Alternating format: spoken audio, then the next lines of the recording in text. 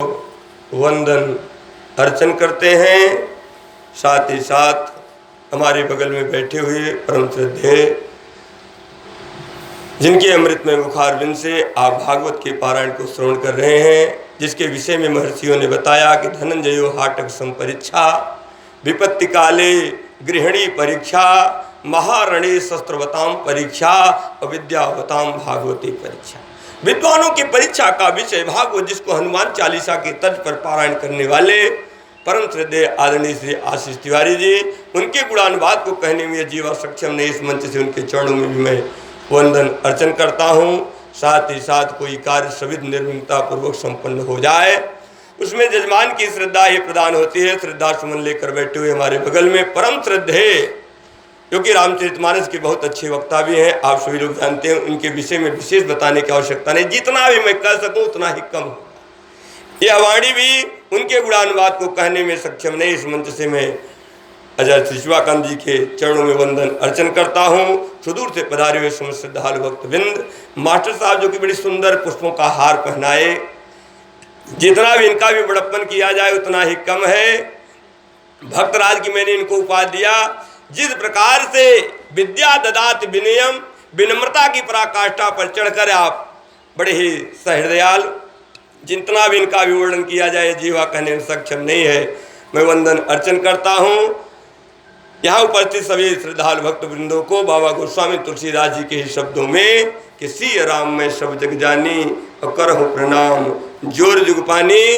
आइए, जहाँ मैंने कथा को कल विश्राम दिया था, कथा को आगे की ओर गति दे। जब भगवान गोविंद ने गौओं की रक्षा किया है, देवराज इंद्र ऊपर से आए हैं, भगवान गोविंद का अभिषेक किया है, कहा कि गौओं की रक्षा करने के कारण आज से आपका नाम गोविंद पड़ा। गोविंद जब नाम भगवान का पड़ा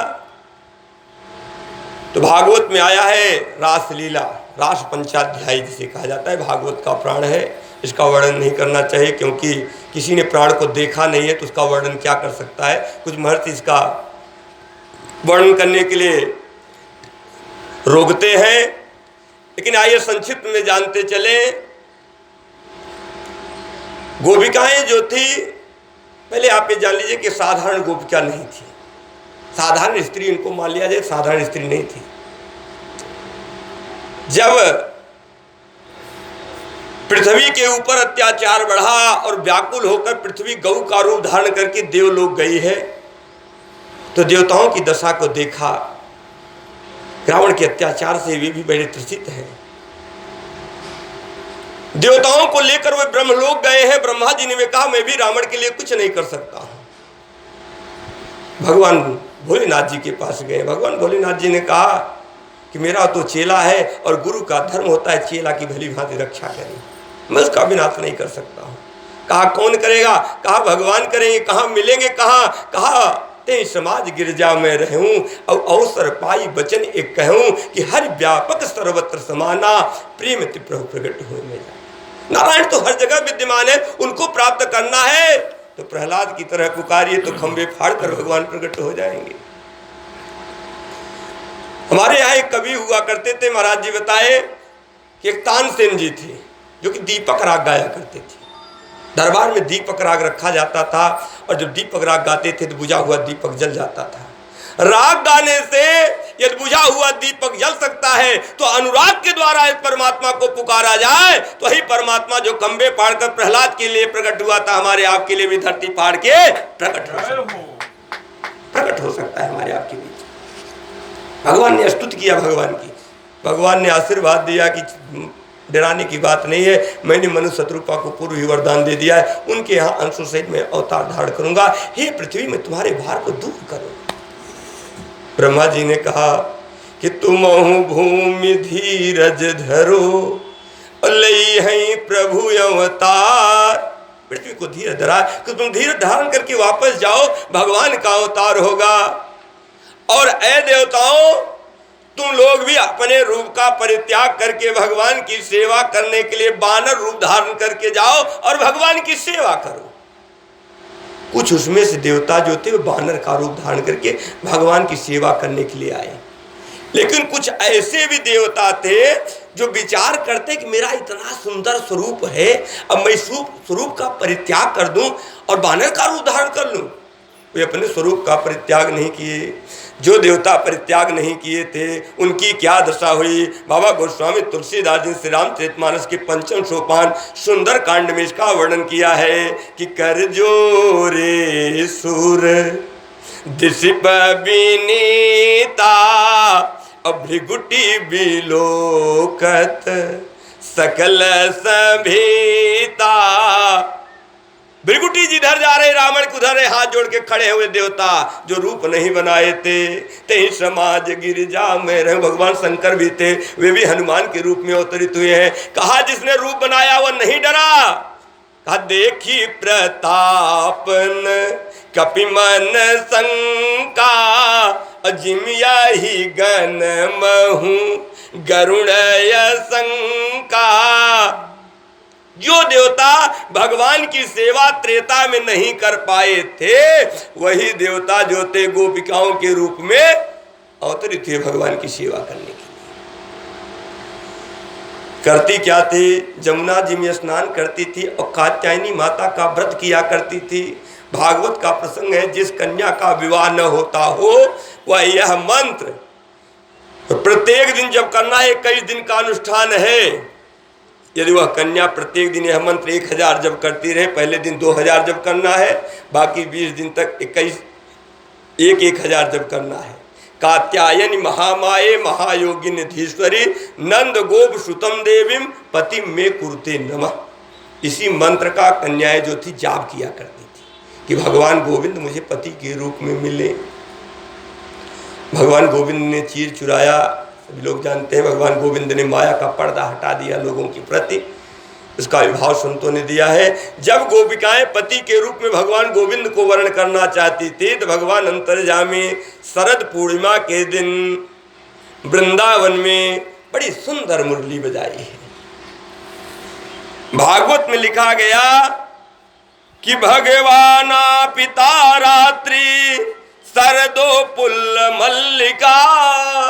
शरद पूर्णिमा के दिन भगवान ने बड़ी सुंदर मुरली बजाई, तीनों लोक मोहित हो गया। नदियां हिलोर मारने लग गई। भगवान गोविंद की लीला ऐसी हुई कि जो गोपिकाएं थी वो श्रृंगार कर रही थी, लेकिन मुरली की तान में ऐसी व्याकुल हो गई। भागवत में लिखा गया कि एक आंख में काजल लगाया, दूसरी आंख में लगाना भूल गई, छोड़ दिया वही श्रृंगार। कान का पहनने वाला जो आभूषण था उसको नाक में पहन लेती हैं।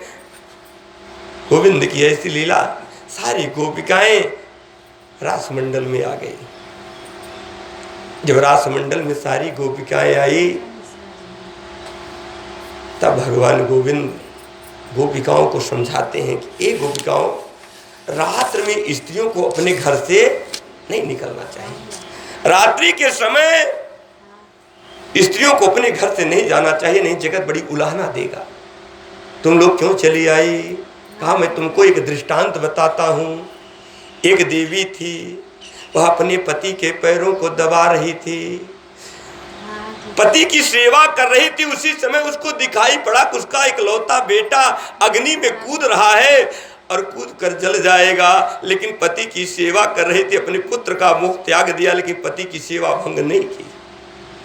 पतिव्रता नारी होने के कारण उसके बालक को अग्नि ने शीतलता प्रदान कर दिया, उसके बालक का बाल भी बांका नहीं हुआ। और तुम अपने पति को छोड़कर मेरे पास चली आई हो, अपने पति के पास वापस लौट जाओ, यही मैं तुमसे प्रार्थना करता हूं। गोपिकाओं ने जब भगवान गोविंद की बात सुनी, कहा ये गोविंद, अब मेरा भी एक दृष्टांत है, आप सुन लो। जब दृष्टांत आप बता रहे हो तो मैं भी एक आपको छोटा सा दृष्टांत बताती हूँ। कहा तुम्हारा दृष्टांत क्या है? कहा एक बात बताओ, एक नवदंपति का विवाह हुआ। आज बड़ी एलर्जी युवा वर्गों को वृद्धों से ज्यादा है। वृद्धों की बात युवा वर्ग नहीं मान रहे, बड़ी पता नहीं कौन सी एलर्जी ब्राह्मण वृद्धजनों से हो गई है युवा वर्गों को। यदि युवा वर्ग कोई बात वृद्धजन समझाते हैं तो मानने के लिए आजकल तैयार नहीं। एक नवदंपति यात्रा कर रहे थे, एक वृद्ध भी वहीं लेटे हुए थे सीट पर। गोविंद की लीला ऐसी हुई कि स्त्री हट के आगे पति को भी लाचार हो जाना पड़ा। पत्नी ने कहा ये क्या लगा हुआ है? कहा ये सिग्नल, इसको खींचने से जंजीर है, इसको खींचने से गाड़ी खड़ी हो जाती। पत्नी ने कहा तब खींचो। पति ने कहा ध्यान नहीं दे रही हो, उस पर जुर्माना लिखा हुआ है 1000 रुपया। गाड़ी खड़ी करने पे 1000 रुपया जुर्माना देना पड़ेगा। और पति बेचारा लाचार हुआ, कहा मेरे पास 500 रुपया है, कैसे दे पाऊंगा? पत्नी ने कहा तुम्हारे पास 500 रुपया है तो लो 500 रुपया मेरे हाथ में, खींचो जंजीर, जो होगा देखा जाएगा। अब स्त्री हट के आगे पति बेचारे को झुकना ही पड़ा और खींचा जंजीर, गाड़ी खड़ी हो गई। तब तक सिपाही दौड़ते हुए आए, जंजीर किसने खींचा? नव दंपति ने कहा वृद्ध ने खींचा, जो बुढ़वा लेटा वही जंजीर खींचा। सिपाही पहुंचे, कहा दादा आपने जंजीर खींचा? कहा हाँ साहब। कहा क्यों खींचा? कहा जजमानी से लौटा रहे महाराज, एक जजमान जो 500 2 नोट दे रहा दक्षिणा, एक पति इनकर छोड़ ले, एक वो स्त्री छोड़ लेगा, और दोनों जने खाते में महाराज अब हम बुढ़ापा मरे, इनसे युद्ध ना कर पाए, एक मारी जंजीर खींच दिया। कहा पैसा लियो दिखाओ, हाथ में दोनों जन के 500 रुपए के नोट पाए। कहा दो पंडित जी को पैसा दिला दिया और जंजीर तैयार हुई, गाड़ी आगे बढ़ी। तब वृद्ध ने कहा ये बार झूठे नहीं पका है, सफेदी आई। वृद्ध जनों का अनुभव यदि मनुष्य के साथ जुड़ जाए और युवा वर्गों का उत्साह जुड़ जाए तो संसार का कल्याण हो सकता है। गोविंद की लीला। स्त्री समझाती है, गोपिकाएं कहती हैं कि हे गोविंद एक बात बताओ, एक प्रेमी जुगल का विवाह हुआ और विवाह होने के बाद वो घर आवे और पति की सेवा करे, और पति जब परदेश जाने लगे तो अपना एक फोटो दे दे कि जब तक मैं परदेश में रहूंगा तब तक तू इसी फोटो की पूजा करना। अब स्त्री बेचारी उसी फोटो की पूजा करना प्रारंभ कर दे और कुछ दिन व्यतीत हो जाए और उसका पति परदेश से आवे और दरवाजे के पास दरवाजा खटखटावे और पत्नी बेचारी फोटो की पूजा करने में लगी हुई हो, तो हे गोविंद बताओ उसे क्या करना चाहिए? दरवाजा खोलकर जो आया हुआ है पति उसकी पूजा करनी चाहिए कि फोटो की पूजा करनी चाहिए? भगवान गोविंद ने कहा जब साक्षात उसका पति आ गया है तो साक्षात पति की पूजा करे, फोटो की पूजा करने की क्या आवश्यकता है? गोपिकाओं ने कहा हे गोविंद ये जो संसार के पति मिले हुए हैं फोटो है, तुम हो एक अगोचर सबके प्राण पति, असले पति अब आप आ गए हैं तो फोटो की पूजा करूं कि आपका पूजन करूं?